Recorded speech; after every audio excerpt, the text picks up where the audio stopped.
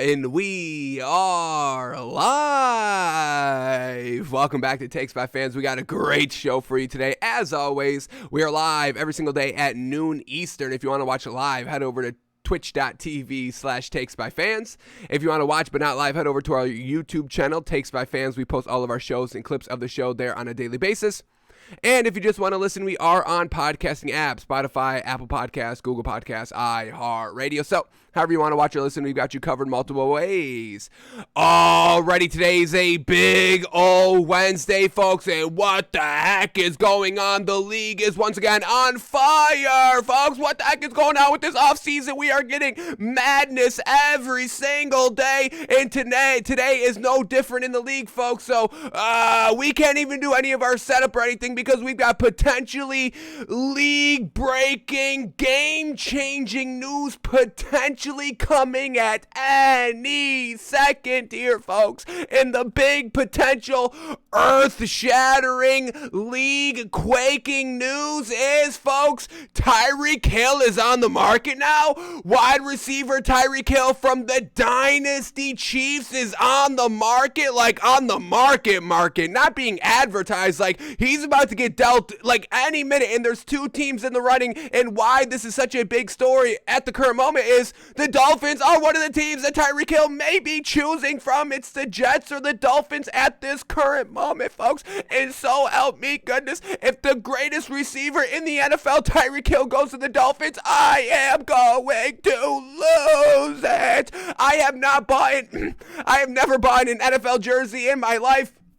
But if Tyreek Hill goes to the Dolphins, that would be the first NFL jersey I ever buy, and I will never take it off. We will be wearing that jersey every single day on the show for the rest of my life. Do you understand me, folks? This is how big this potential news is going to be. So this is going to be on notice. This is going to be on watch all show long, folks. We are talking about one of the greatest wide receivers to ever play the game, currently the greatest wide receiver in the league at the current moment, joining the Miami Dolphins potentially, folks. I cannot take it. I can't take the disappointment. So the Dolphins, you better do whatever it takes to get this man on the team, folks. So, Tyreek Hill, folks, this is what we get by Ian Rappaport, really kind of the first one. I mean, folks, this just started at like 11 a.m. Eastern time today, folks. Like, literally Twitter has not slowed down for the last hour because we're just getting new information every single second. So, we have a lot of planned for today on the show, but we will periodically, very periodically, looking in on our live Twitter feed to see what the newest addition, what the newest information surrounding Tyreek Hill is, folks, because it is going to break soon. So, let's try to get everybody caught up very quickly about what the hell is going on here. So Ian Rappaport kicks it all off on Twitter saying this: another blockbuster coming? ? Despite an offer from the Chiefs that would make superstar Tyreek Hill one of the highest paid receivers, extension talks have stalled, and Kansas City has now given Hill's agent permission to seek a trade. Oh my goodness. They were going to make this man one of the highest paid receivers in the league, and this man said, no, thank you. I want to actually go somewhere else. What is this dynasty crumbling from the Chiefs? Which seems potentially to be so, because once again, folks, how we said we're getting new information literally every single second. Well, this just broke 20 minutes ago. Tyrann Mathieu takes to Twitter and says this, a little bit of a cryptic quote: are we getting a new Riddler here? Are we getting Riddler Rogers' offspring now? Because Tyrann Mathieu takes to Twitter and says just this: when egos run wild, contain yours.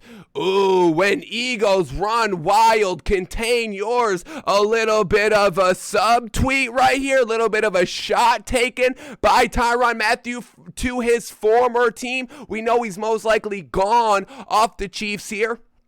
contract year. They brought in another safety. I'm blanking on the name, but they bring in another safety. It's kind of, written on the wall that Tyrann Mathieu is no longer going to be a Kansas City Chief. So Tyrann Mathieu on his way out, leaving this cryptic tweet now: when Eagles run wild, contain yours. Who's got a high ego? Who's got a big ego on the Chiefs? And I don't think we've seen any. Patrick Mahomes doesn't really seem like he's got the ego. His brother's got the ego. Jackson Mahomes, that's a whole different story, but he's definitely got a little bit of an ego. So is that ego, does that run in the Mahomes family? Does Patrick Mahomes hide that ego from the media way better than Jackson Mahomes does, folks? So if I had to take a guess, I don't think it's Patrick Mahomes with the ego. I think it may be a little bit of Andy Reid with the ego, because from Andy Reid's perspective, he feels like he's been disrespected his entire career. I think Andy Reid really wanted to be in the conversation like with Bill Belichick his entire career, not just as of recently with his success with the Chiefs on Patrick Mahomes, because Andy Reid, I mean, he's always been a winner of a head coach, with the Eagles, with Donovan McNabb and Michael Vick, and always having good time success, but those quarterbacks really kind of held Andy Reid back from achieving those Super Bowl goals. Donovan McNabb couldn't get it done. Michael Vick, only kind of played half of his career because of all that. And then he finally gets Patrick Mahomes, who is not only, as, on the same level as a Michael Vick or a Donovan McNabb in terms of kind of like accolades and stuff like that. Patrick Mahomes was actually clutch and was able to kind of win the big game. So now that Andy Reid is finally getting the taste of the high life, the taste of success, continued consistent success, folks. We talk about it all the time, kind of 4-year stretches. It's so impressive if a team or a player can have sustained success over a 4-year period, because when we're looking at kind of greatness and success, kind of 4-year periods are a little bit of the average. If you take any kind of great player, great name player, big name player, or even kind of a big name team, you look at a 4-year window and you're like, yeah, that was when that's when they were at their greatest. That was when they're kind of at their peak, but they never really were able to kind of replicate that success to kind of they couldn't really replicate that success of that 4-year period to a degree outside of that kind of 4-year period. And we've seen examples all the time. We're going to look at Patrick Mahomes in a second, because this could potentially be the end. I think this was the year. I think this kind of marked the 4th year of Patrick Mahomes, where we have an AFC Championship game loss, a Super Bowl win, a Super Bowl loss, and now an AFC Championship loss again. So this is kind of like the 4 years of the Chiefs dynasty, Patrick Mahomes being fantastic, and now we're on kind of the outside of that 4-year stretch, where now the Chiefs are losing Tyrann Mathieu, now they're losing Tyreek Hill. Another reason why we kind of see 4-year windows is because that's kind of like a contract. You get a 4-year, $50 million, 4-year, $80. Contracts are usually kind of 3, 4, 5 years. So, 4-year window, 4-year deals. Now, what can you do when you have to pay other people now? So you get lesser talent because you have to pay the great talent on your team. So now you're making decisions on talent level on who to cut. Another reason why 4 years of success is hard to sustain, because the market cap and the salary cap issues always working against greatness, like Aaron Rodgers, you know what we mean, wanting $50 million a year, where Tom Brady says, yeah, I'll take 11 and you could pay everybody. They just were able to sign Leonard Fournette back. So greed, money, salary cap impacts 4-year stretches, and we may be seeing that currently with the Chiefs. Now Tyrann Mathieu's gone. Now Tyreek Hill is as good as gone, folks. Like, the Chiefs are done with Tyreek Hill. Do I have that tweet up here where they basically are 100% off of, like, they know this man is gone? Where do I got it? Yeah, right here. Albert Breer says trade could happen soon. A lot of back and forth between the Chiefs and Tyreek Hill went into this. Kansas City basically sees Hill as, quote, gone at this point. So now Patrick Mahomes and Andy Reid, if you're going to want to have this continued success, be kind of seen nationally media-wise as kind of always the best team in the league, top 2, top 3 minimum best teams in the league here, you're going to have to step step it up because they are just kind of losing pieces. We're getting kind of cracks starting to form with this Tyrann Mathieu, tweet, when egos run wild, contain yours. I mean, are we starting to see the breakup of a dynasty? And I have to kind of shout out to Colin Cowherd because he says this all the time, and, evidence backs it up, so I think I agree with that. But Colin says, dynasties always end sooner than everybody thinks, and here we are. We all thought this Chiefs team would go forever. We all thought Patrick Mahomes' 10-year, $500 million deal, yeah, they're gonna be going forever. Well, let's say kind of not so fast here, because this is the first test. Well, I guess the second test, because the first test was just kind of getting to the dynasty point. So now the second test of this Chiefs quote-unquote dynasty is, can they overcome this test? The 4-year stretch test. They were great for 4 years. Can they be great beyond those 4 years? Can they do another 4-year stretch? Or is it going to be kind of, declining every year? The salary cap test. All of that is truly the second test here with Andy Reid and Patrick Mahomes. Are they dynasty? Are they Patriots level dynasty? Or just kind of maybe Seattle Legion of Boom dynasty? Are they Seattle dynasty? And once again, folks, we compare Russell Wilson to Patrick Mahomes all the time, and it's a little bit kind of coincidental that today on the show we are going to try to be fitting in that kind of Russell Wilson. Is he good? Did the Seahawks win the trade? Did the Broncos win the trade? We do want to do a little bit of a deeper dive on Russell Wilson to see what this man is still all about here. But once again, we compare Russell Wilson to Patrick Mahomes all the time because everybody was talking the same exact way about Russell Wilson when he got into the league. Super Bowl, instant success, got back to another Super Bowl, instant success, such a great talent, revolutionized the way quarterbacks play, folks. Scrambling, throwing on the run, deep ball, accuracy, dual threat quarterback. He kind of changed the overall NFL quarterback landscape. And now fast forward, what was it, maybe 7-8 years? Now we get Patrick Mahomes kind of doing the same thing. High-profile player, instant success, Super Bowl, winning a Super Bowl, getting to another one, losing, but kind of revolutionizing the quarterback position. Crazy arm angles. Every time Patrick Mahomes throws, everybody gushes over. Oh my God, he threw a sidearm. Oh my God, he threw it blindfolded. Oh my God, the man, he doesn't even have his head. The man cut off his head and threw a 50-yard bomb and then placed his head back on and finished the drive in the red zone. It's absolutely absurd. We've never seen a quarterback do this. So they're the same, folks. And what's the Russell Wilson story? 4 years of great success, and then just kind of around. There's Russell Wilson. Oh yeah, he won a playoff game. Yeah, only one though. Oh, okay. Not as good as when he won the Super Bowl. Oh yeah, Russell Wilson's still in the league. Yeah, great talent. Oh, they didn't make the playoffs this season. Oh, but they had a losing record this season. Oh wow, that's Russell Wilson's story. Great. Falling off, declining. Now having to change teams and try to kind of be like, hey, I'm the real deal here.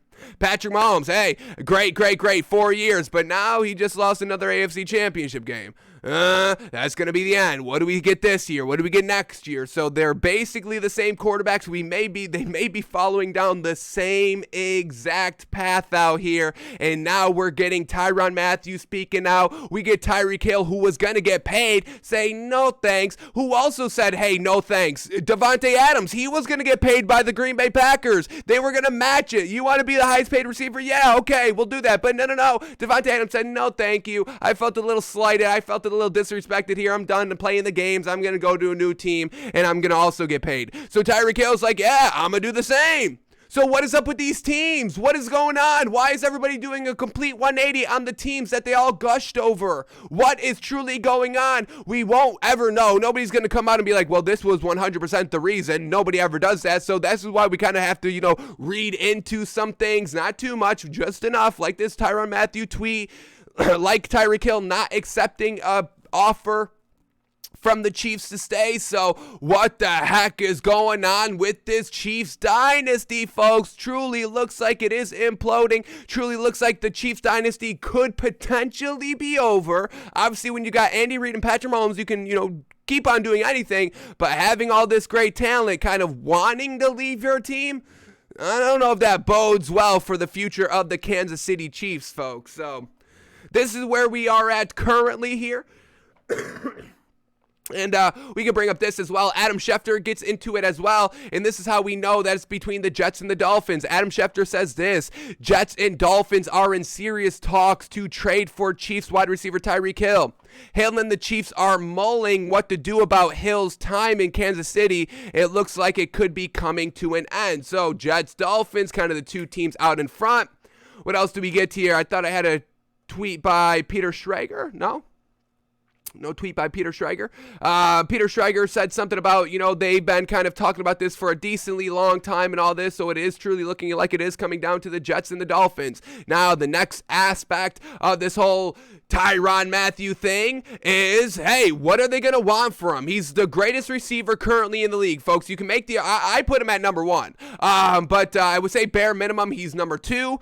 Bare minimum, and this may be on the borderline of disrespect if you're going to put him here, but minimum is number 3. I cannot go any lower than number 3, folks. I will not do it. I will not allow y'all to do it. If you want to put him at number 3, I don't love it. I think it's a little disrespectful, but that's okay. Put him at number 2. I get it. Number 1 is where I have him. We also have to put Cooper Kupp in the top 3 discussion as well. Shout out to Cooper Kupp. And then Devonte Adams, number 3. I think I'm comfortable with that. Devonte Adams 3, Cooper Kupp 2, Tyreek Hill number 1. That's how I have it ordered. If you want to order it, Cooper Kupp 1, Tyreek Hill 2, Devonte Adams 3, fantastic, okay. But I won't stand for Devonte Adams 1, Cooper Kupp 2, Tyreek Hill 3. I don't think I'll stand for that. So you choose accordingly, but just know that you will get pushback from me depending on how you order those top 3. But either way you slice it, bare minimum is Tyreek Hill is the number 3 best wide receiver in the league. So what are you going to pay for the third best, second best receiver in the league? We get this by Aaron Wilson, NFL reporter. He reports on the NFL, not blue check mark verified, but still has some credentials. He says this: Chiefs expected to seek 2 first-round draft picks and more in exchange for Tyreek Hill, per league sources. After contract talks reached an impasse, it was expected to come in at $21.75 million, but price expected to be even higher on an extension. So Tyreek Hill thinks he can get more money, wanting to leave the Chiefs, and it's going to potentially take 2 first-round picks and more. Now, when we talk about compensation, the Jets, if we're just looking at first-round picks, the Jets could potentially be in prime position. If the Jets want to kind of be wild, I don't know if we give up. I don't know if any team is going to give up 2 first-round picks for a wide receiver. But I would give up all my picks. Y'all know how we feel about draft picks. If it's not a top 10 pick, I throw them all in the garbage and y'all can fight for them. But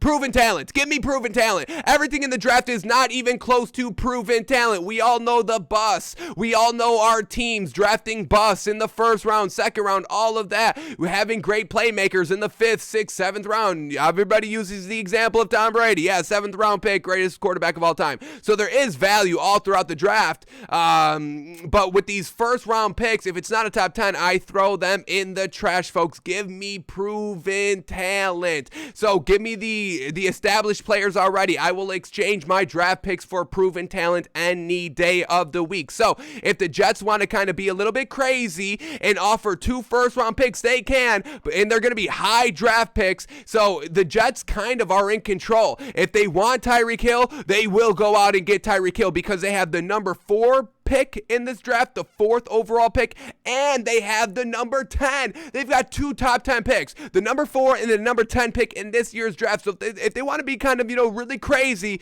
you offer the 4th and the 10th round pick, and there's no way the Chiefs can say no to this. You instantly win. You get it. You get Tyreek Hill. The Jets could definitely do that. I hope they don't do that, because I'm really pulling for the Dolphins to claim this man, folks.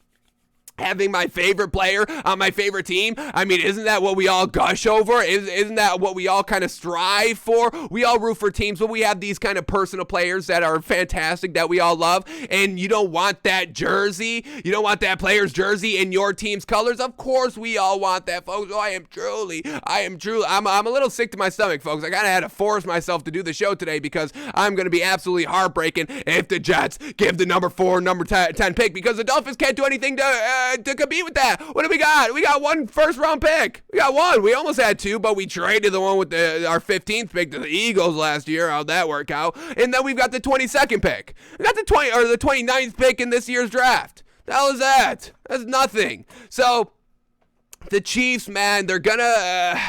The Jets, I should just say the Jets, if they want them, they can go out and get them. Now, will the Jets do that? Will the Jets spend 2 top 10 picks to get guaranteed best receiver in the league? It could potentially happen. But then when we looked at that tweet also, they said they want and more, potentially 2 first-round picks and a little bit more, maybe another player out here. So if we're going to kind of exchange maybe a first-round pick and a player, something along those lines, the Jets could potentially do that as well. They have Corey Davis. That's kind of their big threat. I think the Chiefs would love to have Corey Davis on that team. But if the Jets do get rid of Corey Davis, they trade Corey Davis for Tyreek Hill, then they have no size. And we know Tyreek Hill, he's short, he's like 5'10", but we know he goes up and plays the position. That's why we truly count him as the number 1 wide receiver. He's got the speed, obviously, the cheetah, yes sir. But, you know, he goes up and plays the ball like an A1 tier 1 6'3", 6'5" wide receiver does. Go up and high point the ball. Tyreek Hill can get up, folks. Respect it. If you don't even know Tyreek Hill, YouTube this man. Google him. Google his name, folks. You'll see what we're talking about. The speed and that height advantage, that vertical advantage that he can have of just going up and high pointing high balls. So you still want a little bit of size on your team still. You don't want Tyreek Hill doing it all for your team. He can do it all, but you don't really want that. The Chiefs have been really doing that the last couple of seasons. Tyreek Hill, their best receiver, and then their second best receiver is a tight end and Travis Kelce. So it's kind of basically all wide receiver production is coming from Tyreek Hill. And, you know, it has worked, but it's also, you know, stalled a little bit, you know, against the Bengals this season. You lock up Tyreek Hill, the Chiefs could do nothing else, and they lose the game because of that. They were a little bit too Tyreek Hill dependent. So maybe that's another reason the Chiefs are kind of moving off of Tyreek Hill a little bit. Yes, you're a great talent. We love you, but, you know, we're stalling. You know, we're having to pay you all this money, you know, not enough money to go around. And, you know, when they lock you up and you can get locked up, you know, when the entire defense is kind of, you know, targeting you, you know, we can't really do anything else. So maybe that's why a little bit the Chiefs are like, oh yeah, okay, it's sad to see you go, but you know, okay, that's fine. But back to the Jets here. Getting rid of Corey Davis for Tyreek Hill, you lose a little bit of the size. They also just signed Braxton Berrios, who's a little bit of Tyreek Hill-esque, obviously not even in the same discussion of, you know, who's a great receiver, Braxton Berrios or Tyreek Hill, obviously. But, you know, Braxton Berrios, same little bit of size. We saw him in the gadget like Deebo Samuel, great speed, you know, screen passes, able to kind of, you know, shift quickly, able to kind of get in and out, cut in and out, back in, you know, and then, you know, take off and beat everybody 40 yards to the end zone. So why have Tyreek Hill and Braxton Berrios and then no Corey Davis? So if the Jets are looking to kind of move another piece here, they're going to get a little small. They're going to get a lot small on this Jets team, and I don't know if that's the best thing overall. The thing that made the Chiefs so good, yeah, they had Tyreek Hill, but they were also using, you know, 6'4", 6'5" Travis Kelce. So they still had some height. The Jets do bring in CJ Uzomah, so they could potentially run a little bit of what the Chiefs ran, but we know it's going to be, you're not going to replicate what the Chiefs did. I mean, you're just not going to do that. Nobody can replicate what they did. That's a special thing, a little bit of a dynasty era.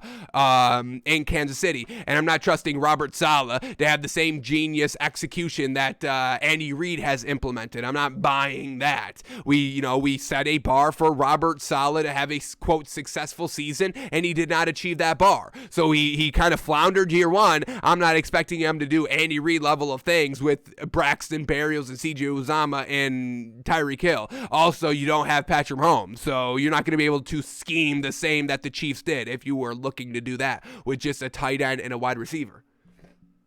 So Jets had the draft picks. I don't know if they have the other wide receiver piece to potentially trade the Chiefs if that's what they're looking for. And then when we look at what the Dolphins have, they don't have the draft picks, a little bit of cap space. But if we were kind of having to get rid of a receiver here, we can't do Jalen Waddle, right? We have to have Jalen Waddle and Tyreek Hill, right? I mean, we need both of them. I mean, that's kind of, I would expect what Mike McDaniels is trying to do do here schematically, offensively with the Dolphins. Have all that speed, have all that on the edge speed, the wide receiver screens and all of that. I think that's kind of what Mike McDaniels is trying to do here. So I doubt they trade Jalen Waddle for Tyreek Hill. I don't know if that'd be truly worth it. We all know Tyreek Hill's better than Jalen Waddle, but Jalen Waddle still had a good season, rookie year, and can continue to get better, obviously.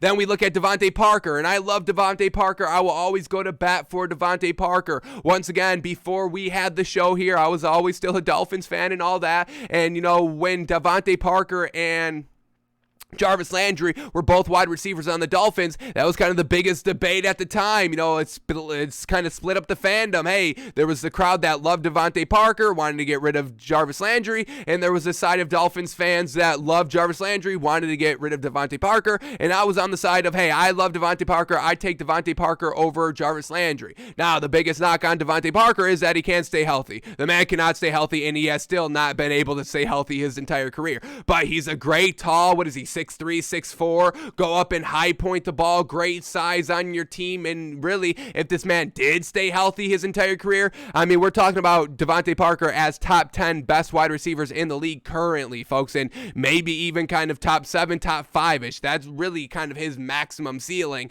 Unfortunately, can't stay healthy. So getting rid of Devonte Parker, I don't love it. Once again, we get a little bit, we lose a little bit of height as well. Jalen Waddle small, Tyreek Hill small. We have a big wide tight end in Mike Gesicki. And then we're looking at maybe Cedric Wilson, who we just got from the Cowboys. So I don't know if we do that either. How tall is Cedric Wilson? Can we just rock with Cedric Wilson? Do we get rid of Devonte Parker? Cedric Wilson, 6'2", folks. So that definitely could be it. You elevate Cedric Wilson to kind of the 2, Tyreek Hill the 1, Devonte Parker at 6'3". That's the height we're talking about. So yeah, maybe you can send Devonte Parker to the Chiefs in lieu of Tyreek Hill. I think that could work out as well. So we have a little bit of extra height, the Dolphins do, wide receiver wise, while the Jets really don't. They really just have Corey Davis, and Corey Davis injured. Does he even want to be back? All that. What's going on with that? So a lot to play into, but it's coming down to the Jets and the Dolphins, folks. So now that we've got all that out of the way, let's see what has been happening. Let's refresh our timeline. Let's please keep our fingers crossed. Have your fingers been crossed this entire time, folks? Do you not know what's at stake? The Dolphins can get the greatest wide receiver in the league right now, and y'all don't got your fingers crossed for this. What the hell are y'all doing?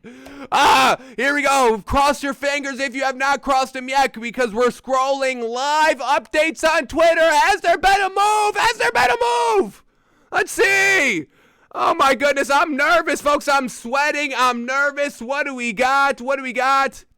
Ian Rappaport, this is a minute ago. While the Dolphins and Jets attempt to trade for the Chiefs wide receiver Tyreek Hill, worth looking at why the wide receiver market has been tough to crack. Okay, that's not what I want to hear. Just give me the news. Who's getting who? This guy says if Miami can secure Tyreek Hill for picks 29 and 50 without also giving away Jalen Waddle or Javon Holland, it would be a massive win for Mike McDaniels and company. Yeah, get rid of the picks. Cannot get rid of Jalen Waddle. We cannot do that. Javon Holland's very good as well. Can't really do that. Nice safety for the Dolphins, but they just brought in a safety, so I doubt they do it. What else do we get? Jordan Schultz, what is this man saying? He says Jets include 10th pick in their trade package and more. Man, oh man. They're doing the 10th pick. They're not giving up that 4th, but still, a 10th pick, top 10 pick. I still respect it as a pick, folks. Jets include a 10th pick. The 10th pick in their trade package and more. General Manager Joe Douglas views Hill as a centerpiece for Zach Wilson's long-term development. That's not what we want to hear. A centerpiece? A general manager calling a player a centerpiece? They will do whatever it takes. They may get crazy and offer the 4th and 10th pick. No, we can't. No team can compete with that, folks. 2 top 10 picks with the team that's basically primed to win the Super Bowl any day. That's a no-brainer for those teams, folks, and they already kind of, they brought in Juju Smith-Schuster. Yes, he's not as good as Tyreek Hill, but once again, what we just said the other day, why we liked this sign, why we liked it, is because Juju Smith-Schuster has kind of just been, lost in the shuffle a little bit. There's been so many wide receivers on the Steelers here, like 1 through 4 can really kind of start on any team, and Juju Smith-Schuster was still able to get great production in a crowded wide receiver room. And then the last 2 years, Big Ben hasn't had an arm. He's had no arm out there, and Juju Smith-Schuster was still doing solid things. The entire Steelers team was trash because Big Ben could not throw the ball more than 1 yard. 1 yard, folks. It's not like he had a good arm where, oh, he can't throw the 55 bomb anymore, but he can still do 40. No, the man couldn't throw 1 yard, folks. And Juju Smith-Schuster was still looking decent in a crowded wide receiver room. So, yeah, you give Juju Smith-Schuster with the genius of Andy Reid and the incredibleness of Patrick Mahomes. Yeah, he'll work, folks. I'm sure he'll work. I don't think we have to worry about, is Juju Smith-Schuster going to work on the Chiefs? Yes, he will. So, so you've already kind of brought in a little bit of a wide receiver replacement, a little bit, and then you've got 2 free top 10 picks to do whatever the hell you want with? I mean, who's going to turn that down? You can't. There's no way you can compete with the 4th and the 10th.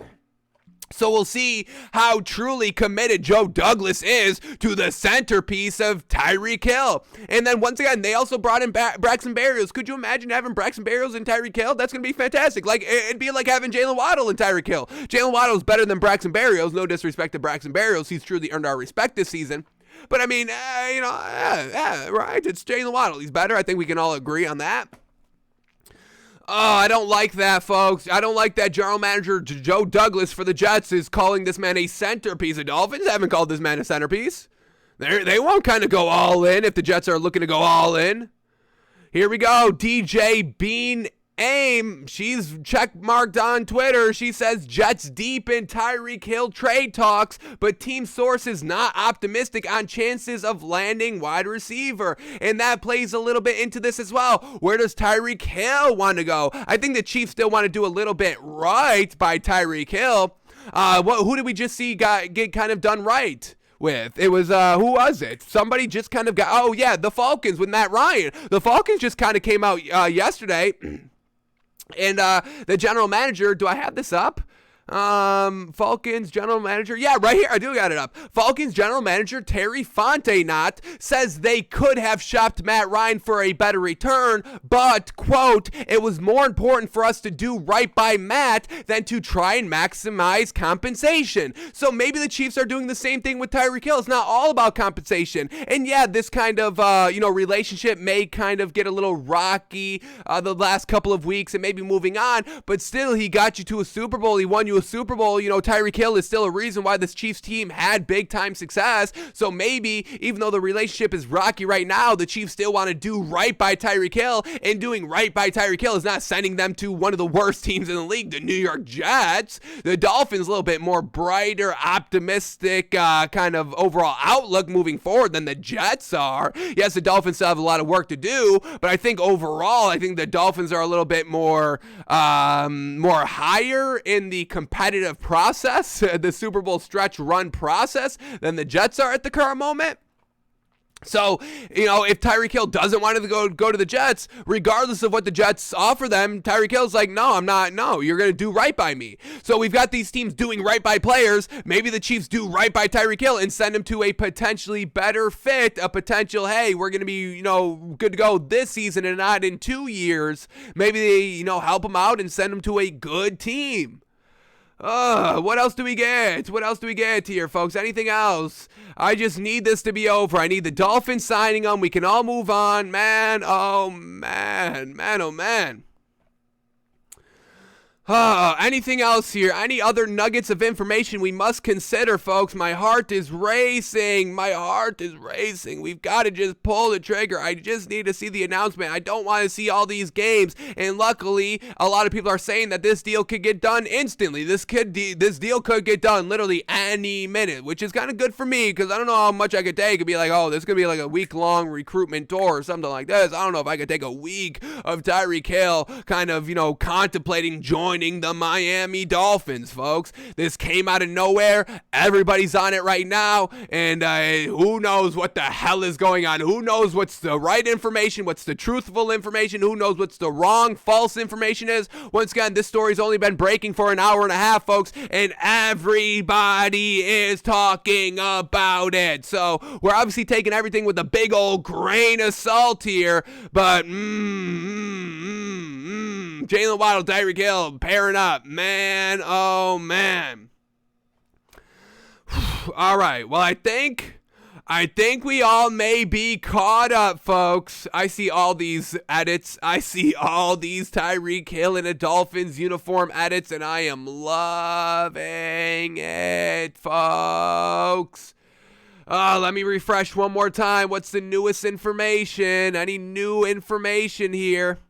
Oh, my God. Oh, we did it. We did it. Yes, yes, yes, yes, yes. Folks. He's a Dolphin, baby. Thinking I get a mother-loving fins up, folks. Woo! Tyreek Hill, welcome! Oh my God! The best receiver in the league is a mother-loving Dolphin, baby! Woo! Yes, we've done it! Here it is, folks! Are y'all ready? Oh my goodness! Here we go! Are y'all ready?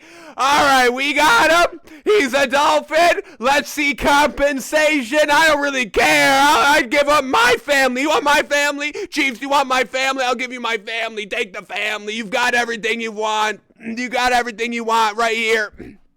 Here we go. From Adam Schefter just 1 minute ago, folks. Woo! Woo! Oh, folks. Oh, man. Here we go, folks. Here we go. What did we give up? Chiefs are sending 6-time. Yeah, count them. 1, 2, 3, 4, 5, 6. Yes, sir. Chiefs are trading 6-time Pro Bowl wide receiver Tyreek Hill to the Miami Dolphins. 5 draft picks. Oh my, I don't know if I want to count those. I'll count the Pro Bowls. I don't know if I want to count all these draft picks, but here we go. Hopefully nothing too crazy, but 5 draft picks. 2022, this year's first round pick, number 29 overall, so we don't have a first round pick, I don't care. A second round pick, number 50, trade our first, trade our second. A fourth round pick, I don't give a damn, take all the fourth round, you want all the fourth round picks for the next 10 years, you want 40 picks, I'll give you 40 picks. And a fourth round pick, as well as a fourth and a sixth round in next year's draft. Okay, yeah, what a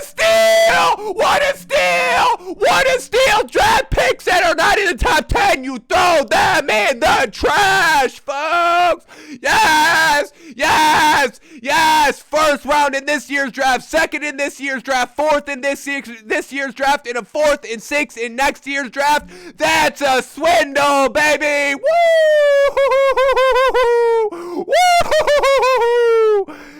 Wow! There it is, folks. Woo! Folks, we did it. We got him. Tyreek Hill, now a member of the Miami Dolphins, didn't have to give up Devonte Parker, didn't have to give up Jalen Waddle, didn't have to give up Javon Holland, didn't have to give up Mike Gesicki, didn't really have to give up anything good. Okay, draft picks, trash. Back end first round draft pick, trash. Give them, take them, literally take them. They're free, take them. They were free. You didn't have to give us anything for them. Thank you. Man, oh man, folks. Take that, Jets. Nobody wants to go to the Jets, okay? Come on, they had the 4th and the 10th round. That's all the Chiefs wanted were draft picks. Obviously, right here, there was no players involved. So the Jets, who had 2 top 10 draft picks this season, the Chiefs said no to them. That's how trash the Jets are. No. Oh! Woo! Man! I love it, folks. I love it. Here we go. New contract, too, it looks like. Tyreek Hill's new contract likely earns him $70 million or so guaranteed over 3 years. This is what the Dolphins take on and the space freed up by the Chiefs. So, Dolphins giving him more money, that's fine. I'd give him everything. I'd give him my family. Once again, you want my family, you want my future firstborn child, you could take that, Tyreek Hill. That is all yours. Woo! Folks, thank goodness. Oh my God, it's such a relief. Woo! It is such an absolute relief. Oh my God, because if we got beat out by the Jets, folks, I mean, how am I supposed to live that down? The Jets out hustled us to get one of the greatest receivers of all time. Yes, folks, I'm going to greatest receiver of all time, Tyreek Hill. Yes. Whew. Man. And then we got Mike McDaniels, offensive guy, folks. I'm telling y'all, it's all looking good. It's all looking good. I don't even care what Stephen Ross did anymore, folks. I don't care. He offered Brian Flores $10 million to lose a game. I don't care anymore. We got this, dude. We got the greatest receiver. Man, oh man, what a day. What a start to the day, folks. It's only 12:40 p.m. and we've got the greatest news we have ever received, ever, folks, ever. Man, oh man. Whew. Wow. I'm about to cry, folks. I'm about to cry. This is beautiful. This is absolutely fantastic. So, Tyreek Hill, now a Miami Dolphins, folks. It all paid off. It all pays off in the end, folks. And we only had to sweat like an hour and a half. That was pretty good. I like that. I like that we didn't have to wait around a week, a whole month, anything like that. Story started at 11 a.m. Eastern time, and it ends at 12:40 Eastern time. That is efficiency right there. Yes. Woo! Alrighty, definitely glad we started the show off with that. We didn't do the NBA or anything like that because we would have missed out on everything. We would have missed out on everything, folks. So there it is, officially traded to the Dolphins, folks, and we've got a little bit of an update on our next season's flag and canvas. We sent this tweet out on January 29th. We said the biggest decision of the offseason is who gets the flag spot. Either Tom Brady as Thanos with the power glove. Excuse me, I don't know the official name of the glove that he snaps with all the rings on it or the gems. Once again, I know Marvel fans. I know I'm not that deep into the Marvel verse. I'm sorry. I'm disrespecting y'all. But Tom Brady as Thanos with the glove or Tyreek Hill throwing up the deuces. Those were kind of two big against the Bills this season. We know Tyreek Hill throws up the deuces every single season, so let's clarify. It was against the Bills in this divisional game this upcoming season, chalking up the deuces as he's making his way to the end zone. We absolutely love that celebration. But now that he's a Dolphin, I don't think there's any debate anymore. I think we've got Tyreek Hill throwing up the deuces as our flag next season. So we may have to put in that order right now, this custom order. I think we're good to go. Tyreek Hill. No more Tight End University. It served its year purpose. We absolutely love Tight End University. We'll still be shouting out tight ends, next season, absolutely. But I think Tyreek Hill is getting the flag spot next season, man. Oh man.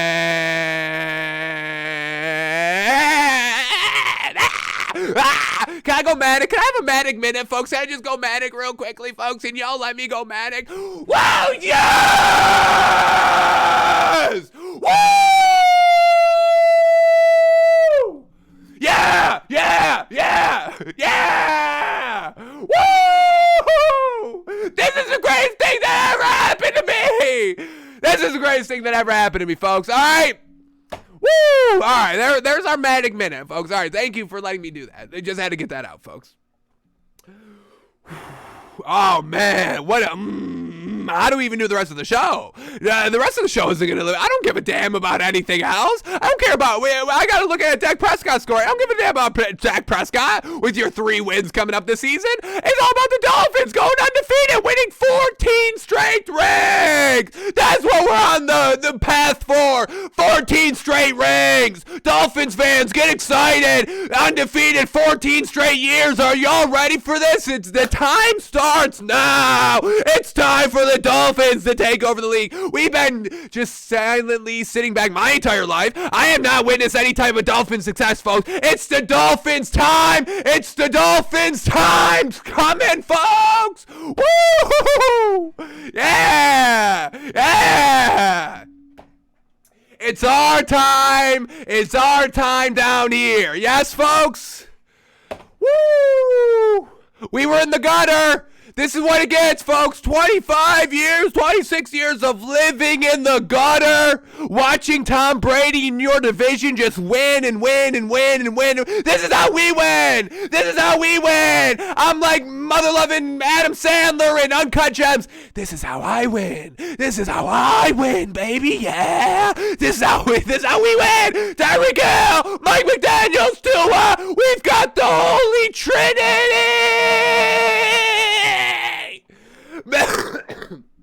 Man, and then you had Jalen Waddle, and then you had Mike Gesicki, and then you had our defense. This is our time, baby! Woo!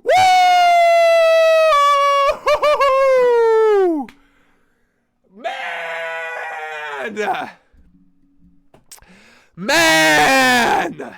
I love it! Ooh! What else? I gotta see what everybody's saying now, folks. Man! 3 years, $75 million extension for Tyreek Hill.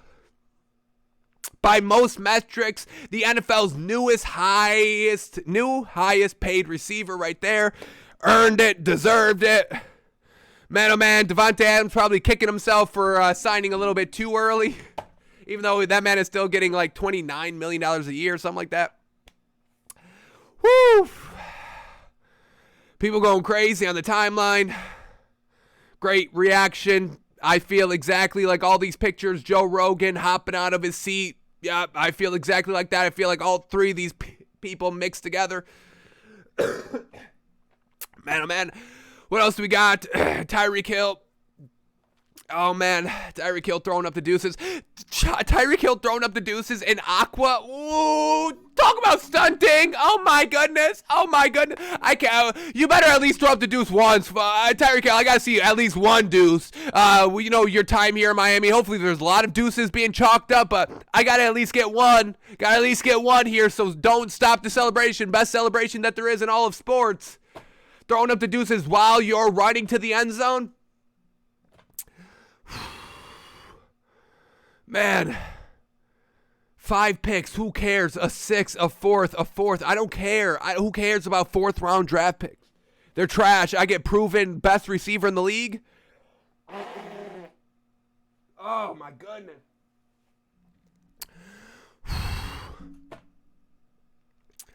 Man, oh man, oh man, it has happened, folks. I feel like I'm dreaming. Folks, but we're not dreaming. This is real. This is alive, and this is real, folks. Man. The funniest part about this is that Dolphins fans genuinely believe that they're the best team in the division right now. You gosh damn better believe it. I'm bringing out the cuss here. You gosh damn better believe it. Yes, sir, we do. I do. We are. We know the Dolphins are the best team in the division and the league. You better be put on notice, Sean McVay. Sean McVay, defending Super Bowl champions. Are you listening? You're in the NFC. We're in the AFC. We'll see you next year at the big game, yeah? You better prepare for us. Better prepare for Tyreek Hill. Better prepare for Jalen Waddle. Yeah.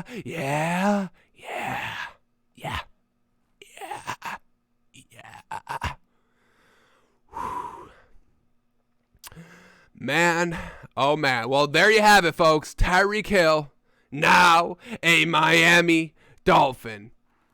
Nothing more sweeter than that. Nothing more sweeter than that. Alrighty. Do we move on? I think we move on. All right. Fantastic. Tyreek, thank you for making the best decision you've ever made in your life. And we appreciate you. Welcome to Miami. All right. So, yeah, I'm giddy, folks. I'm just giddy over here. All right. We can move on a little bit. All right. Let's move on. Tyreek Hill, now a Dolphin. Those words will never get tired. I will say that every day for the rest of my life, Tyreek Hill. Hey, I'll tell my grandkids, hey, back in the day, Tyreek Hill was a Dolphin. Yeah, and they'll be like, Grandpa, who the hell is Tyreek Hill, and who the hell are the Dolphins? Like, what are we talking about? I'd be like, you had to be there. Dolphins probably no longer in the league because they probably beef it with Tyreek Hill, so they're like, let's shrink the league down to like just 16 great teams instead of just 16 really bad teams.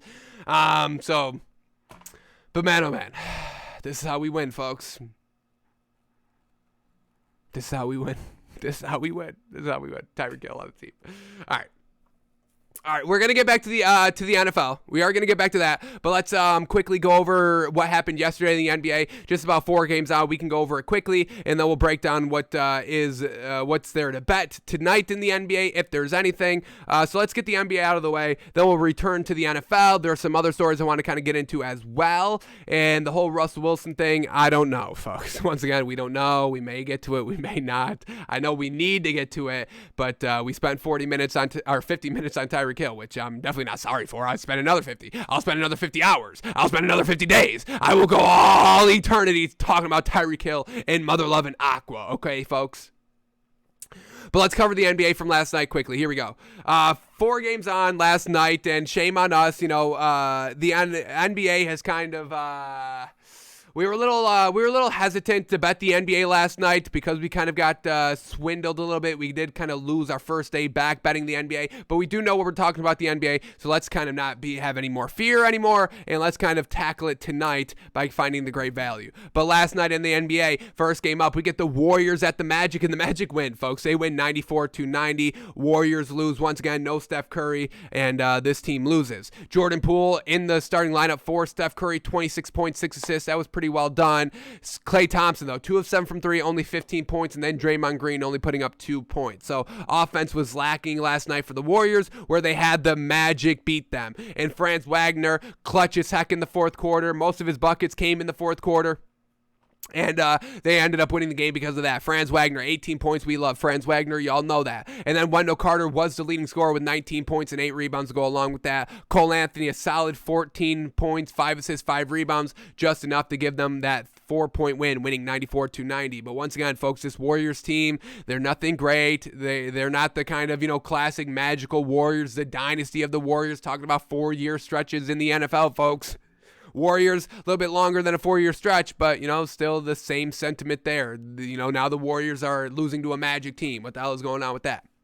So Magic get the win, 94-90.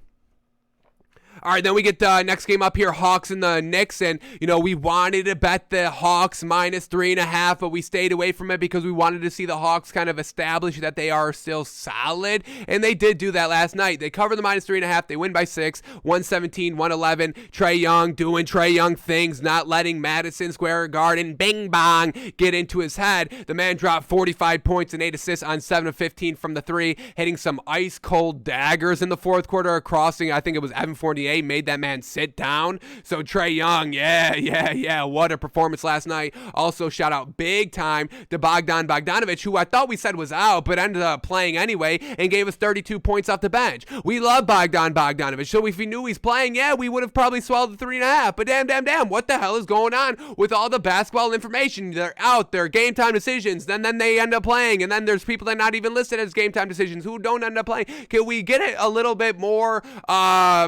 focus, please? Can we make it so you have to kind of, tell everybody? I mean, we're out here, betting on wrong information, and that's always a recipe for failure right off the rip. So what the hell is going on here? But anyway, shout out to Bogdan Bogdanovic, 32 giant-ass points coming off the bench. Once again, this man can play off the bench, no problem. And then for the Knicks, once again, not able to close it out in the fourth quarter. Knicks down big, like 10-point lead, 10-point deficits, and then they close it, and then they end up going up by like 6 or 7, and then they lose the lead, and it just kind of went that way the entire game here.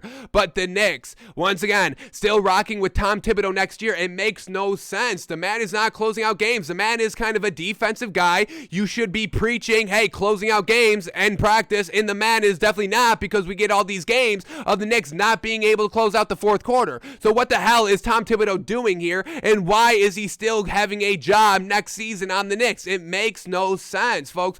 Everybody just kind of, overlooks the giant, colossal step back that the that the Knicks took from last season to this season. It's just like, oh, it's classic Knicks, and there's nothing wrong with it. No, there is something wrong with it. This is still a trash, really bad team, really bad coach. Like, can we change something here? The Knicks have not changed anything all year long, and here they are, still not in the play-in tournament. Absolutely abysmal here by the New York Knicks.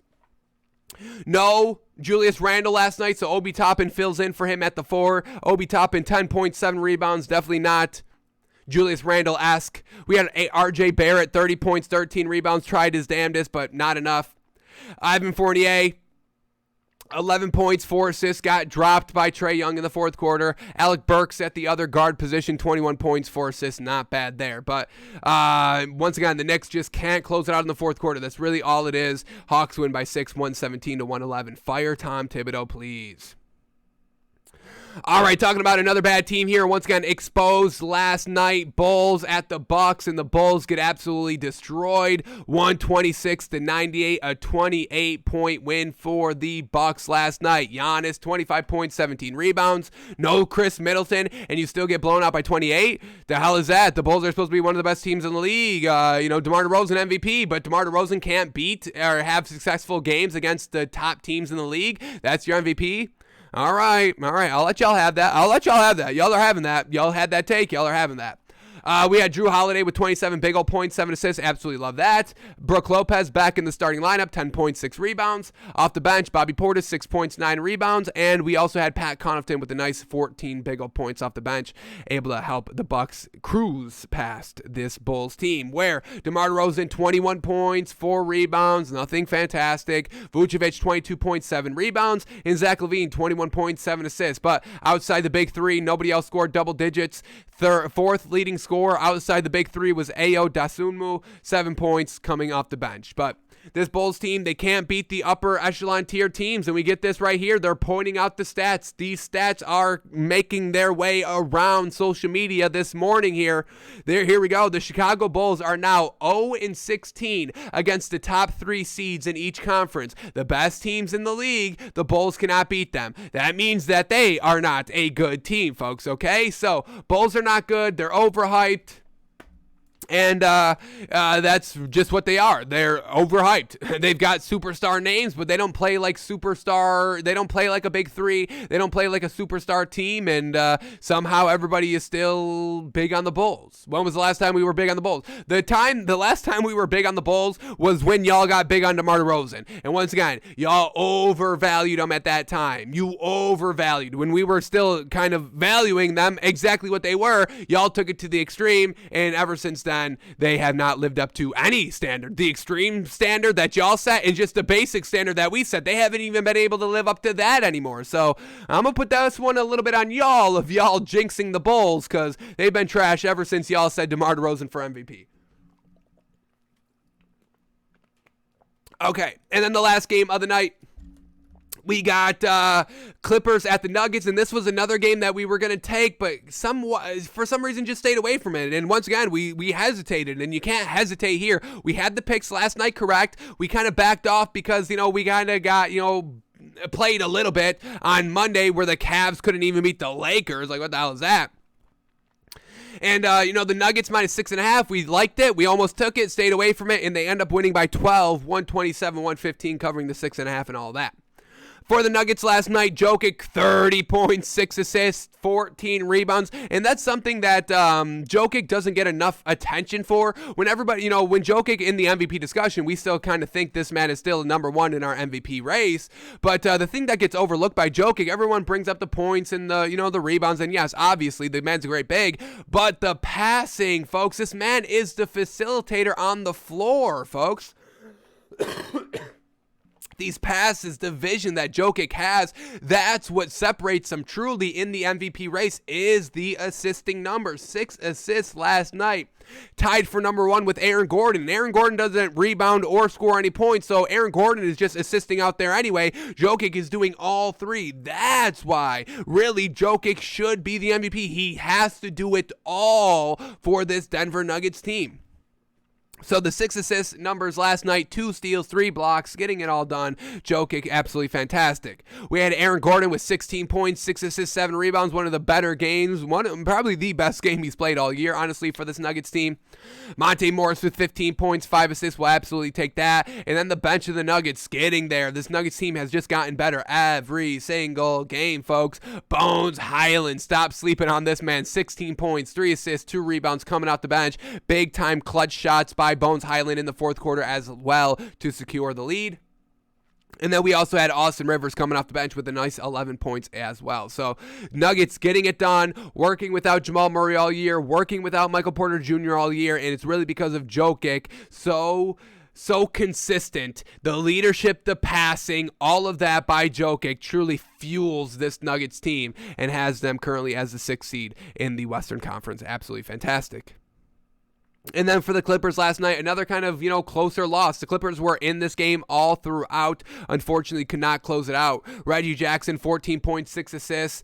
Not a bad game. We had Terrence Mann, leading scorer, 24 points coming off the bench. Robert Covington had 14 points. Isaiah Hartenstein had 14 points. And Marcus Morris had 14 points. But unfortunately, not having that superstar, not having that leader, not having that facilitator on the floor like a Jokic. I know Reggie Jackson can be that for the Clippers. Yes, sir. But he wasn't really that last night, and the Clippers lose by 12, 127 to 115.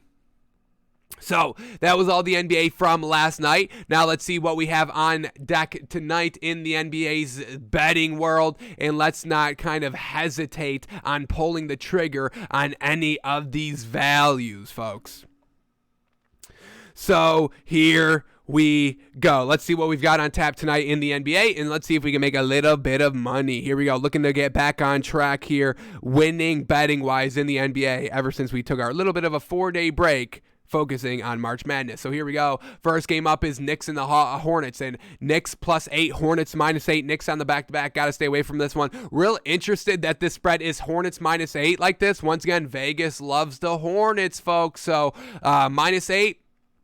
They probably do cover, but we'll stay away from it because the Knicks are on the back-to-back. Let's see, is Julius Randle playing in this game tonight? Julius Randle's a game-time decision, so we'll see if he goes. But back-to-back for the Knicks, we stay away from it.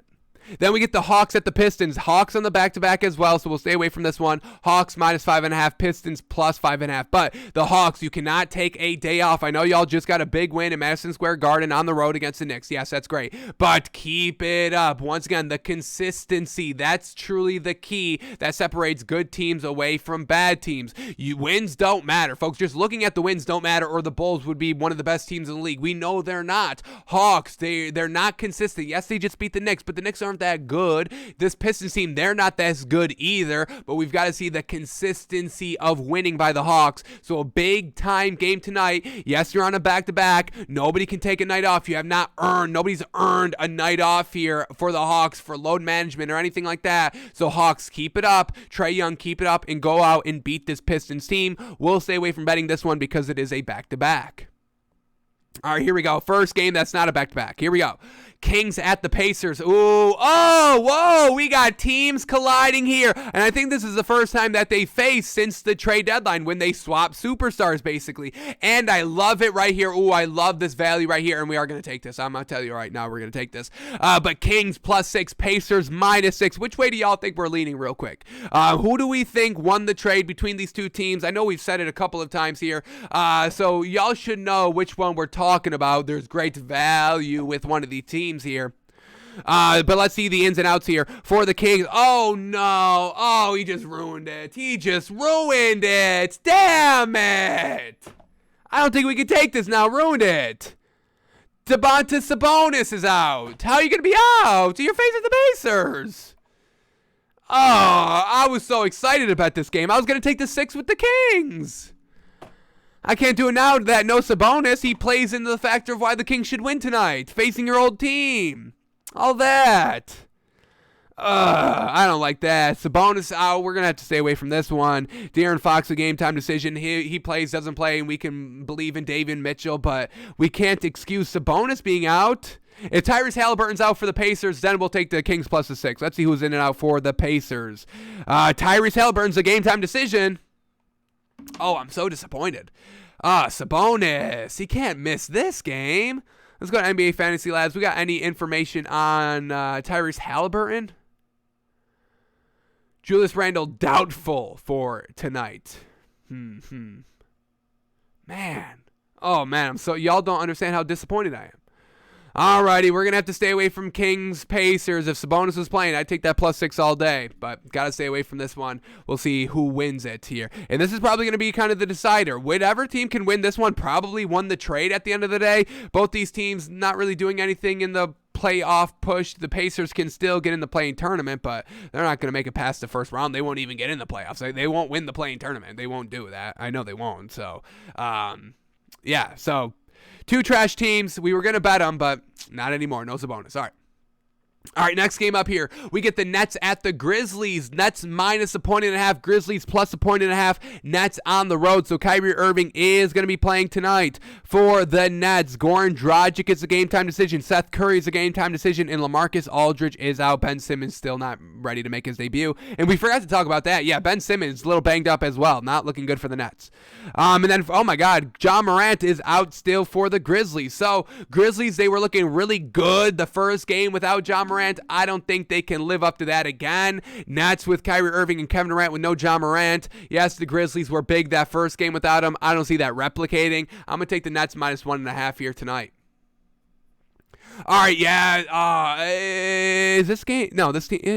Hang on. Is this team on a back-to-back? No, yes. Oh, yes. Great value tonight. Another great value. Love it. Jazz at the Celtics coming up next here. Jazz +5. Celtics -5. I love the Celtics -5 here. Yes. Celtics best team in the league. Folks, this Celtics team has been blowing out teams by like 20 points every single game.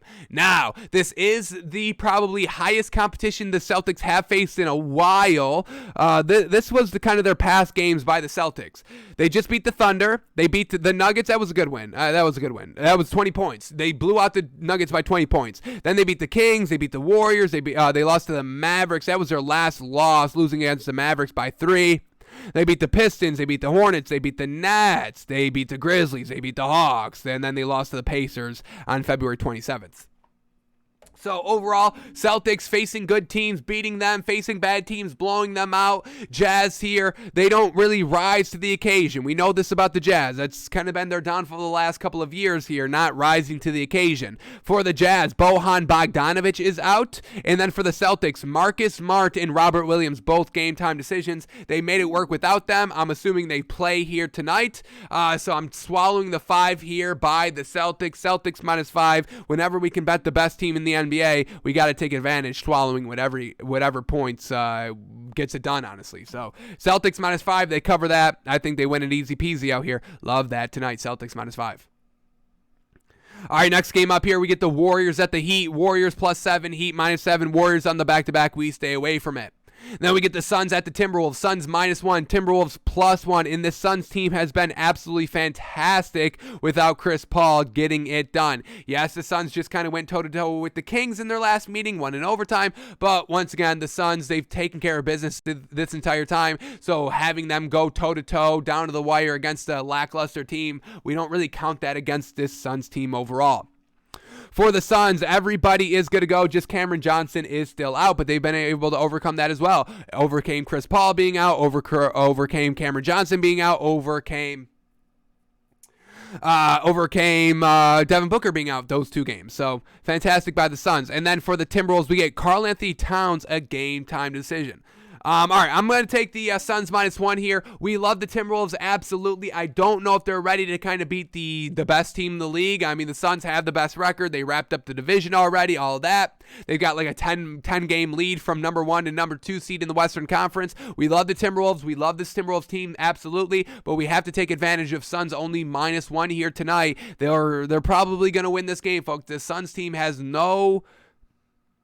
it really doesn't want to let their foot off the gas. This team knows that you need to have rhythm going into the playoffs. Once again, their experience now of already being in the finals last season and losing. They've taken all that experience. They're not going to let their foot off the pedal here, and they're going to go into Minnesota and give them all they've got, and I like all they've got, folks. I'm going to bet all they've got. Suns -1.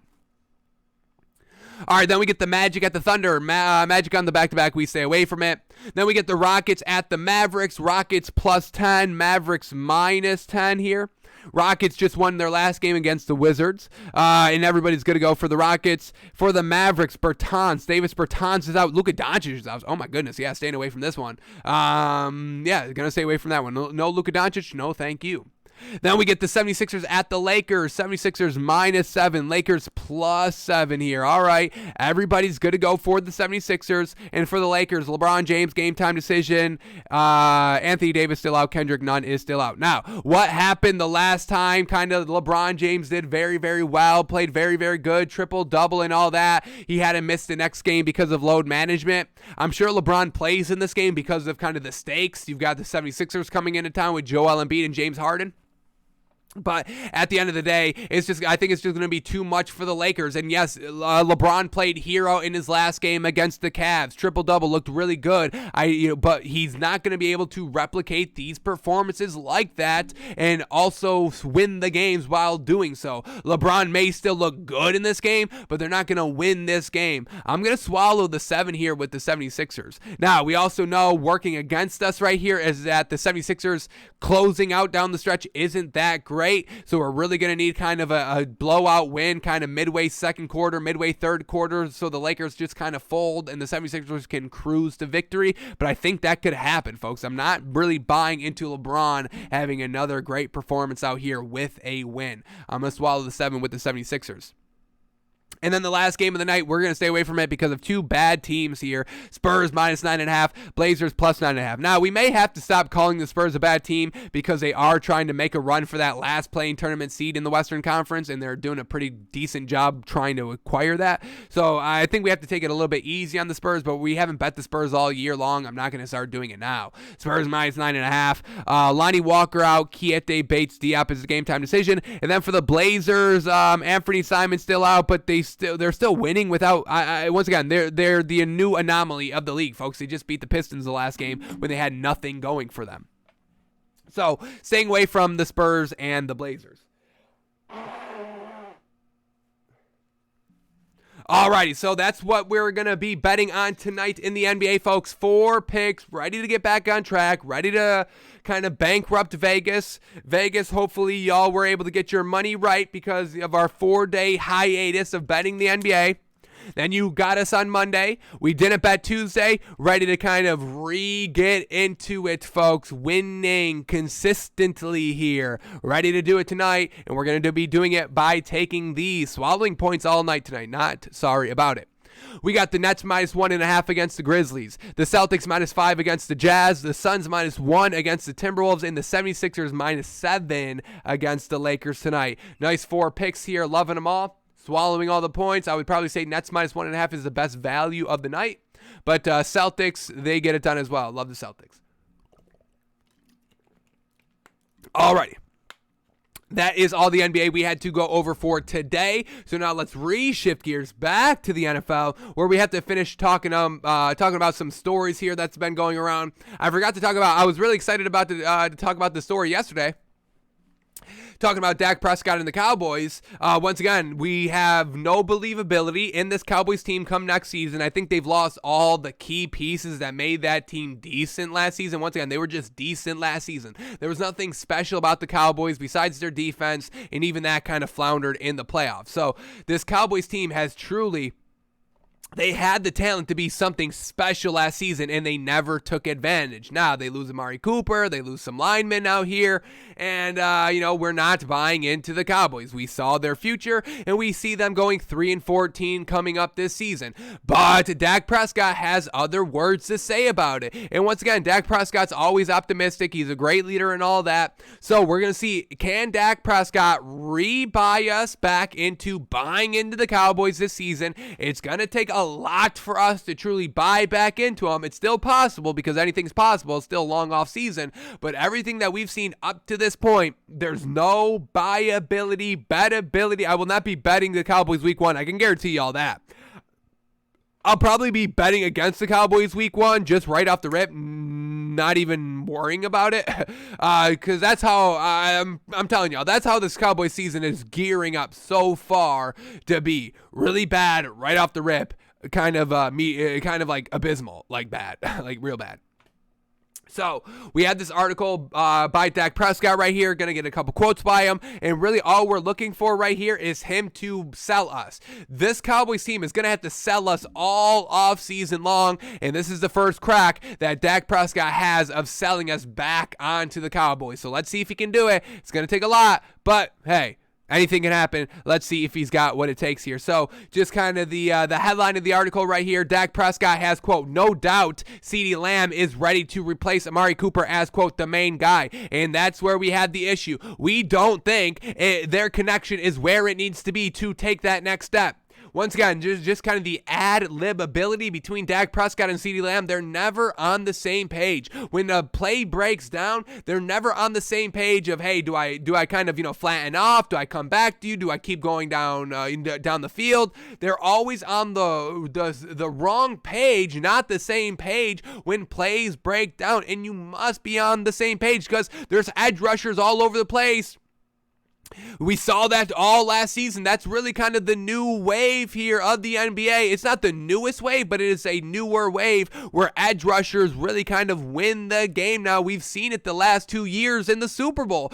Whoever has the edge rusher wins the game. They edge rushed Patrick Mahomes. They lose the Super Bowl. They edge rushed Joe Burrow. He can't even attempt to throw on fourth and 3 with like a minute left. He couldn't even really get the throw off. The throw did get off, but there was no way it was going to be caught because the edge rusher got to Joe Burrow. So if you've got an edge rusher, you win the game. And what does edge rushing do? It throws off the timing of every single offensive play. So you must, when things start to break down, everybody must be on the same page so that you can turn a bad blown up play into a positive play, resulting into a first down or a touchdown or moving the ball down the field or icing the game, whatever it is. You must be on the same page. And we saw it all year long. And it was just really like, it was like, wow, he missed that throw. Dak Prescott missing, CeeDee Lamb not catching, not in the same space, folks. We saw it all year long consistently, and that gives us really no faith that it's all going to connect this year.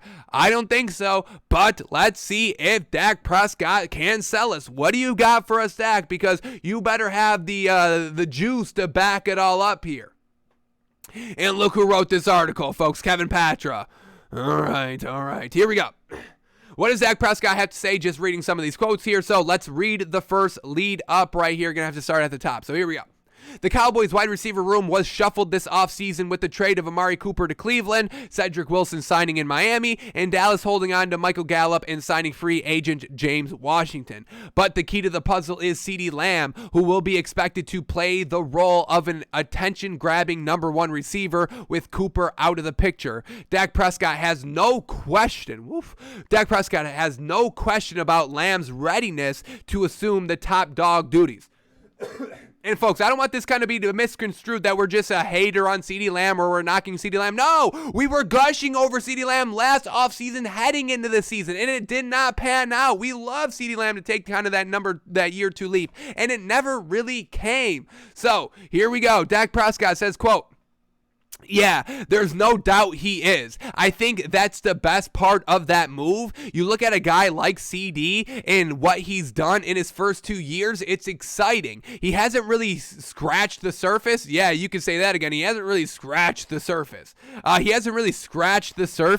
Just for him to be the one to be the main guy. I know he's going to be ready for it. I know he's already doing the things he needs to do that are necessary to have a great season. Well, also, you're going to have to put in the work too, Dak Prescott. It's not just all CeeDee Lamb. Once again, the quarterback wide receiver combo, it takes both the quarterback and the wide receiver both being on the same page, and y'all have not been on the same page. And now even Dak Prescott said it right here. He hasn't really scratched the surface, and what his capabilities are and what he can really do. But he's 2 years in, hasn't scratched the surface of his true potential, and now he's got to go to the number one, and you're saying that there's no doubt that he's ready for that? But you just had doubt in the answer. He hasn't scratched the surface. Yeah.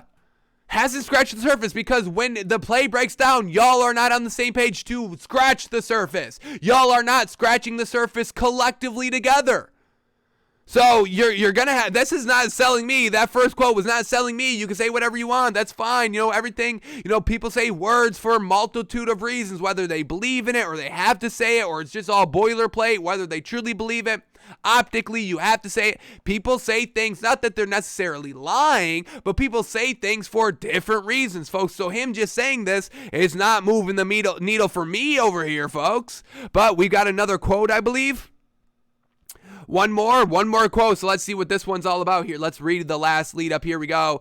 Dallas firmly believes Lamb is capable of playing through the additional attention he'll garner from defenses sans Cooper. Much of the receiver room relies on Gallup being healthy to open the season. The addition of Washington, who could prove to be an underrated signing this season, provides a threat with upside. And yeah, that's truly it. James Washington was really, really good with the Steelers. Once again, crowded receiving room over there in Pittsburgh, and he was still able to get some really solid production. So shout out to James Washington. That's definitely going to be a huge pickup for the Cowboys. Everything has really kind of been bad, but that James Washington addition this offseason so far has truly probably been the best pickup that they've had. So hopefully James Washington, if the Dak Prescott CeeDee Lamb connection, it's not there, hopefully James Washington can kind of pick up the slack for the most part.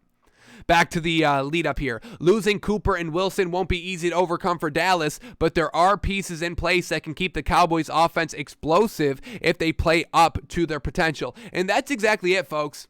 But there are pieces in place that can keep the Cowboys offense explosive. And it was a little explosive last season, but it wasn't as explosive as it should have been. This Cowboys team still underperformed from what they had last season. And losing in the first round of the playoffs, folks, is never a great look of having a really solid, above average regular season. So yes, all the pieces are in place to keep the Cowboys offense explosive, but what made it explosive? Amari Cooper made it explosive because Dak and Amari Cooper are just always on the same page.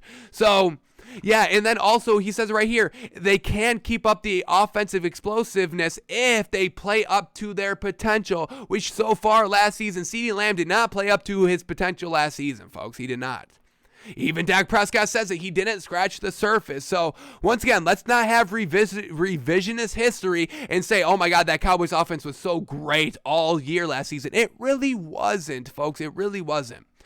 But here we go. Last quote by the Cowboys saying, quote, "This is the hardest part of the league to me. Watching teammates, watching friends, watching men you've grown with over the past few years on the field and off the field leave. I'm excited for them, their next chapters. They'll do great things, and I'm excited for this team." So a little bit of boilerplate right there by Dak Prescott, but the main kind of focus that, yeah, there's no doubt that CeeDee Lamb's ready to kind of, take on wide receiver number one responsibilities. I'm not really buying into that. So we're going to have to see it. We're going to have to see it consistently. We're not going to be able to kind of see it for a couple more months when OTAs and training camps truly open back up. But CeeDee Lamb, it's all going to kind of be a lot on you. Dak Prescott, you got to shore up your accuracy a little bit as well. Get on that same page. Have that crystal clear communication, or this thing is not going to take off. And then next off season, there's going to be fingers pointed everywhere. There'll be fingers pointed at Mike McCarthy, obviously, for being a garbage head coach. There'll be, fingers pointed at Dan Quinn, because I don't even think the defense is going to be as good as it was last year. They're going to finally be pointing fingers at Dak Prescott. Dak Prescott, for the most part, has avoided most of the finger wagging going on around the Cowboys over the last few seasons. So even Dak Prescott's going to get some negative press if this Cowboys team does not do what they're all kind of expecting to do and take a step forward from last season to this season with less pieces. It's going to be an uphill battle. Dak Prescott, I've got no doubt that Dak Prescott can take on that battle. He seems like a great guy overall, a great leader, a great commander of men and all that, but he's going to have to do it. I think he can do it, but he has to do it. CeeDee Lamb has to do it as well, and I don't know if CeeDee Lamb can do that. I've seen his attitude on the field. It's not the most impressive. We'll see how it all plays out. But Dak Prescott, optimistic about CeeDee Lamb. I wish I could kind of share that same optimism. And, we've been trying to, spread the optimism here. I want the Colts fans to get optimism. We've been optimistic about the Dolphins this entire offseason. But so far, the one team that we have been 100% truly pessimistic about have really been the Cowboys. So they've got their work to do this offseason, not only to kind of, influence us, but to truly get it done on the field. So we'll see if they take advantage. Dak Prescott's optimistic. That could be infectious, so we'll see how long it takes for us to buy into the Cowboys, but I wouldn't be holding your breath if I were y'all. All right, so Dak Prescott has no doubt CeeDee Lamb can be the guy. What else do we got up next here? All right, here we go. Talking about the Falcons, them getting rid of Matt Ryan, bringing in Marcus Mariota. But they may not be done there. They may not be 100% sold that Marcus Mariota is the A1 tier 1 guy for opening day, because we get this. Terry Fontenot and the Falcons are excited about Marcus Mariota's addition, but will continue to add to the quarterback room. So let's quickly read this quote right here. Where are they leaning with Marcus Mariota right now? Is he kind of the starter? Is he kind of the clear-cut starter? Just want to kind of bring in a backup just to kind of push and, keep all options available? Or is it just this is a number 2 of a competition already? So let's see what we get here with general manager Terry Fontenot and on Marcus Mariota, because we're excited about Marcus Mariota getting this second opportunity here. Let's see if it keeps up. So here we go. Falcons general manager Terry Fontenot said Wednesday the dead money is tough to swallow, but taking their lumps in 2022 frees up flexibility for the future, saying, quote, "We're taking it on the chin this year, but taking it on the chin this year and how you look at it, where we are next year, it's significant. If not, if we don't do that, we could have restructured his contract or done something with his contract and kept him this year, and then we would have had to still trade him after the season. Or if we keep him next year, then we're still in a really tough salary cap situation. With this, you take it on the chin this year, and it's our job to find value in free agency and to draft well and to put a good football team on the field this year, even with the dead cap. It's an obstacle, but we look at it as an opportunity, and that's our job. We're not making excuses about it. Us taking it on the chin right now, it makes a significant difference for us next year in the future." So Falcons ready to just kind of build for the future. They're not going to push the, kick the rock, kick the stone down the road 2-3 more years with Matt Ryan. They're ripping the Band-Aid off, and they're going to try and make the most of it. So got no problems with that. Here we go. Next quote, lead up. Right here, the trade signals loud and clear that the Falcons are in full-on rebuild mode. Ryan was the last piece keeping Atlanta from bottoming out in previous seasons.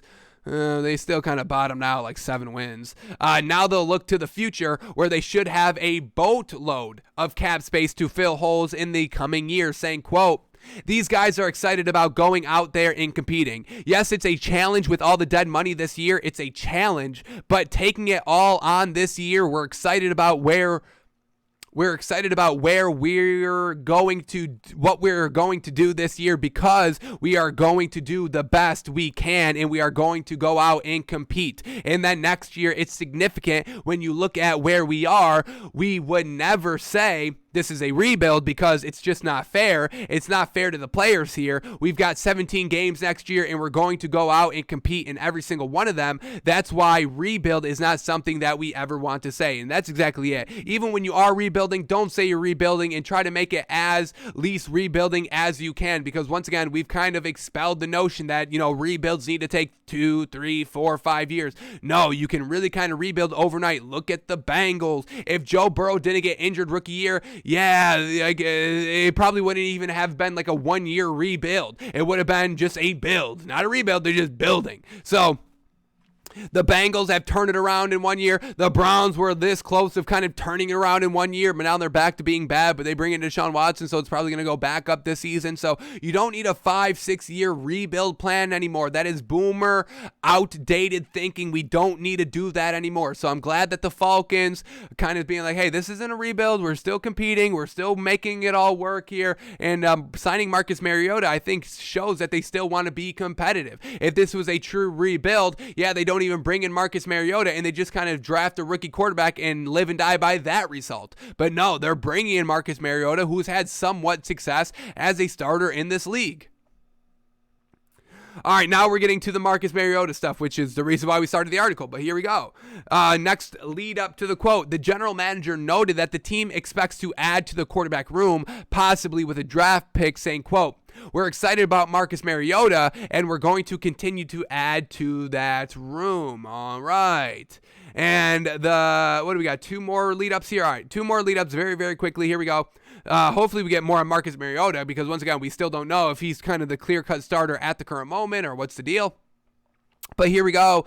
Next lead up. The trade of Ryan not only left a huge dead money hole, the Falcons only recouped a 3rd-round pick for the former NFL MVP. If Carson Wentz can go for double that, surely Atlanta could have gotten more. That's truly that. But Fontenot insisted the goal wasn't to maximize the trade haul, but to send Ryan where he wanted to go after 14 years of service to the organization. That place was Indy, saying, quote, he's earned the right to be involved, and so he was. He was involved in this whole process. Arthur Smith was great communicating with him on a daily basis, and we allowed him to communicate with the team. It was more important for us to let Matt be involved in it and get Matt somewhere where he wanted to be as opposed to just trying to maximize the value. Again, so appreciative of him and who he is as a man. That decision was us looking at the long term and trying to do what's right for him and doing what's right for the team when you look at the impact that it will have on us the next year in the situation we're going to be in the next year at this point. So once again, teams doing the right things, and once again, everybody focuses on just the negatives when the teams don't do kind of the quote-unquote right ethical thing. If a guy's putting in the service, you should always kind of, do him right. Don't do him dirty.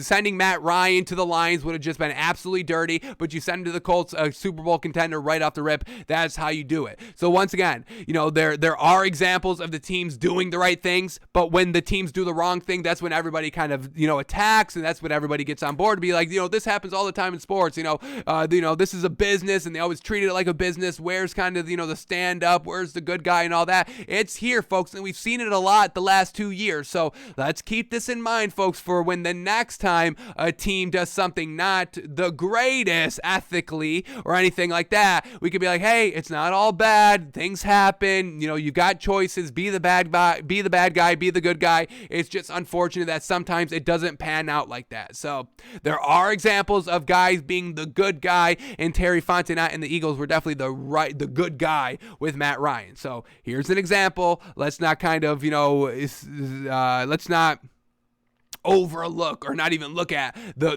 good examples. Yes, folks, let's acknowledge the good, because when you don't acknowledge the good, then if you only acknowledge the bad, you'll only focus on the bad. Always the bad, and that's a little bit of y'all love the negativity. Facebook, that's all Facebook is a negativity machine, folks, and that's coming from Facebook itself, folks. Like, that's not me just being like saying that. No, that's what Facebook is. They know negativity keeps you on the app. Keeping you on the app makes them money. So logical, yes, make everybody outraged. So stop focusing on the negative. Here's a positive. The Falcons doing the absolute right thing, and you love to see it. Last final quote right here, and still doesn't look like we're getting the answer that we wanted, but here we go. Last lead up to the last quote. Trading Ryan came on the heels of the Falcons' talks to acquire Deshaun Watson, who ultimately chose Cleveland. The Atlanta brass maintained it was considering trading Ryan even before Watson became a possibility, saying, quote, whether we began to explore Deshaun or not, we were discussing trading Matt. We were discussing that, just looking at all the options and what was best for this team, so we were already having those discussions. So alrighty, that's what we got from General Manager Fontenot of the Falcons here. Who do the Falcons have as their backup quarterback? Because we already know they've got Marcus Mariota, obviously, and he should be the starter. But do they have like a number 2 that could potentially? No, they got Felipe Franks. So, yeah, that's not going to be a starter. We'll see what the Falcons do in free agency more. We'll see some backup quarterbacks still out there potentially being brought in. The draft, do they draft a quarterback to kind of compete with Marcus Mariota? I would say that Marcus Mariota definitely has the upper hand at the current moment. He's been in the league. He's been a starter, all of that.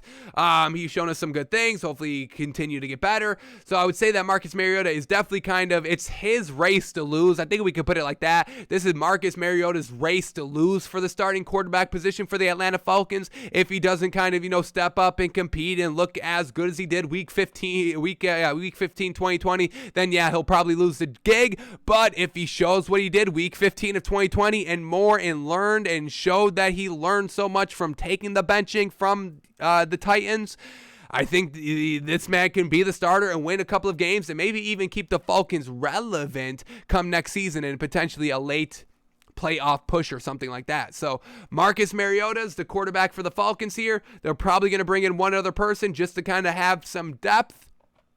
But I don't think them just bringing in another quarterback instantly says that Marcus Mariota is not the guy. So that's what we've got for the Falcons. Wish we got a little bit more from Fontenot and Marcus Mariota, him being a little bit tight-lipped, and that was the shortest quote. He had no problem rambling on all those other quotes, but the Marcus Mariota quote, one sentence. Do we read into that too much? Maybe. I don't think we're going to, but I think we could, but we'll see what happens, and if we, we'll obviously know more as the offseason progresses. So, if they do get another quarterback and Marcus Mariota is not starting day one, then, our answer would have been yes. We should have read into that only one sentence statement a little bit more, but we'll see how it all plays out. We'll talk about it all through once it actually happens, but Marcus Mariota is the guy at the current moment. So, all right, and now we get, no, I want to cut this, I didn't really want to bring this up. What else do we got? The Steelers head coach Mike Tomlin had dinner with quarterback Malik Willis last night. Now, Malik Willis had his pro day at his college yesterday, and the throws were kind of breaking the internet, kind of like a big throw that Zach Wilson made on his pro day that broke the internet here. But regardless of Malik Willis, and we're not going to have time today to watch Malik Willis, but we will try to get to that, folks. Once again, try is the key word here. But Malik Willis, we know the Panthers are probably going in on him hard. The Steelers could potentially be going in on him hard as well, even though that they picked up Mitch Trubisky. So watch out for Malik Willis. Truly kind of seemed to cement himself as the best quarterback from his pro day yesterday. So should be the first quarterback taken off the board, and we'll see which team goes out and gets a rookie quarterback here. Panthers, Steelers, somebody else. But Mike Tomlin did have dinner with Malik Willis last night. All right, is that it?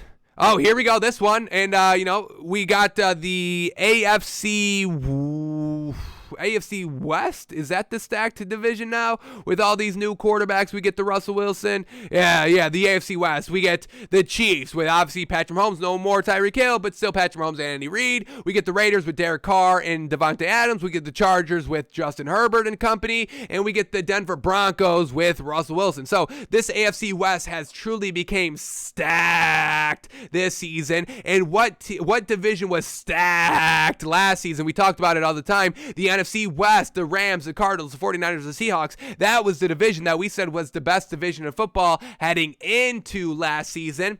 And did it kind of play out like that? Seahawks, they were in the bottom division at 7-10. Anybody else have the number? Yeah, the Broncos were 7-10. So the AFC West was pretty stacked last season as well. AFC North was pretty stacked. Ravens were 8-9, and they were in the last. So NFC West last season was kind of the big name. Didn't really live up to it the most. The Seahawks kind of, just kind of truly weren't that good last season. And, when we were talking about kind of, being the best division in the league, we didn't count that because, two teams were great. No, we thought all four teams really could have like 10, 11, 12 wins that season. The Seahawks really didn't live up to that. But we have that kind of division forming here this season in the AFC West with the Chargers and the Broncos and the Raiders and the Chiefs and all that. And we get the Chargers' newly acquired quarterback J.C. Jackson. He was asked about covering the Raiders wide receiver Devonte Adams, and he said, quote, "They better be ready for us. I don't want to talk about him. They better be ready for us." So I love it already. The rivalry of the AFC West, the defense, the newly acquired defensive players going at the newly acquired offensive players. This is a deep, deep dish pizza division. Great quarterbacks, great wide receivers, great defensive talent, great coaching talent, just all throughout this division. So I love it. The competition, the shit talking already commencing 7 months before we get any sort of football here. And it's all going on right now, so I love that here. Watch out for the AFC West to be the most entertaining division in football, like the NFC West should have been last season. Hopefully this season, though, the teams truly live up to that. and we don't get any kind of, Seahawks team that wins 7-10 and really not competitive. I want to see all of these teams, the Chiefs, the Broncos, the Raiders, the Chargers, all be competitive. I don't even want to see one team have a mediocre 7, 8, 9 win season. I want to see all 4 of these teams 10 plus wins. I want to see all these teams in the playoffs, all these teams competing for a potential AFC championship spot. I want to see that next year. So bring the talent. The talent's already here. Bring it. People are shit talking already, and we absolutely love it. All right, I think we're going to get out of here for today. I want to get to this article. We'll start with this probably tomorrow, but Devonte Adams had a little bit of a press conference yesterday with the Raiders, and I want to see how many times he threw a little bit of a subtle dig against Aaron Rodgers and maybe even the Green Bay Packers. So we'll read this article tomorrow. Going to be interesting. Once again, we are against Aaron Rodgers. That we're not going to sugarcoat it. I am against Aaron Rodgers. Once again, that personality of his does not rub me the right way. I think he's getting everything that he kind of has asked for action-wise, and I'm just not buying the sympathy card. I'm not buying into the narrative that Aaron Rodgers deserves all this praise and all that. Y'all know our feelings on Aaron Rodgers, so we are going to take a little bit of pleasure in reading these quotes by Devonte Adams, especially if they do dig Aaron Rodgers. But just some things quickly here. Devonte Adams has really always said, he loves the Raiders and all that, and this is like a lifelong dream of his to play with the Raiders. So I kind of like that already, because you already know Aaron Rodgers, every time Devonte Adams opens his mouth, he's like, oh, he kind of said that about me. I thought he thought that about me. I thought playing with me was a lifelong dream. I thought playing with the Green Bay Packers was a lifelong dream. I thought, him, being good and being one of the best receivers of all time, was a dream of his. Playing with the Raiders? That's a dream? He likes playing with the Raiders better than me? That's what I want Aaron Rodgers to feel this entire year. Oh, he likes playing with the Raiders better than me? Yes, Aaron, yes, because you are not the greatest of all time. You are not, God himself, so you need to tone it down a little bit. So we'll take a little bit of pleasure in Devonte Adams potentially sneak dissing a little bit. Maybe we got to see what he says, but maybe kind of knocking Aaron Rodgers a little bit. We will take full pleasure in that. Alrighty, folks, that is going to do it for us today. Tyreek Hill, I love you, and I will be buying your jersey instantly. Cannot wait for that.